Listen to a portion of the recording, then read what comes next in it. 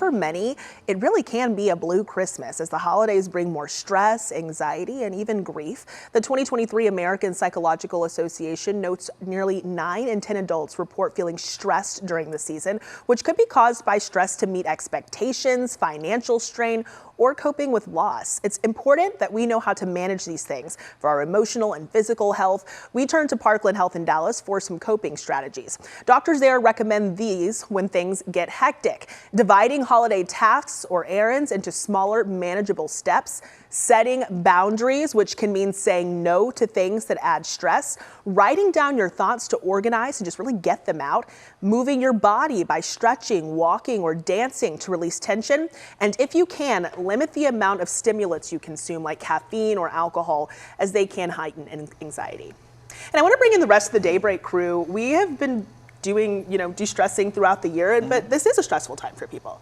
Yeah, especially with the grief aspect, and that's kind of a whole nother layer to it that it's hard to kind of get away from. And I do know people who this is a really tough time for this time of year because they have lost people, around Thanksgiving and Christmas. So it's tough. So you have to keep those kind of things in mind. But de-stressing, I think I've mentioned this before on the show that a few years ago, my family and I decided no more gifts. We only do Christmas gifts for the children. So because of that, I feel like that's alleviated any financial stress and like concern about if so-and-so is going to like the gift.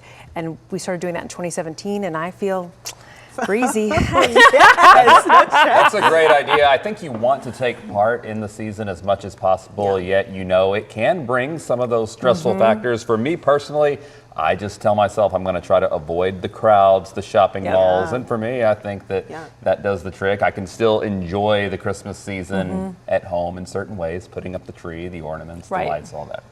I like the boundaries one. That's my favorite. And like a gentle no, because sometimes if you're so busy and you're doing all the parties and all the things, you don't even really get a moment, you realize, to like sit down and just absorb it. And that's our thing. We've been intentional about that. We're just looking forward to being still. We're saying no to a lot of the parties and holiday celebrations. We will just kind of stay at home and be nice and quiet and not be stressed. Man, I'd say all 4 of us are at home a lot. Yeah, exactly.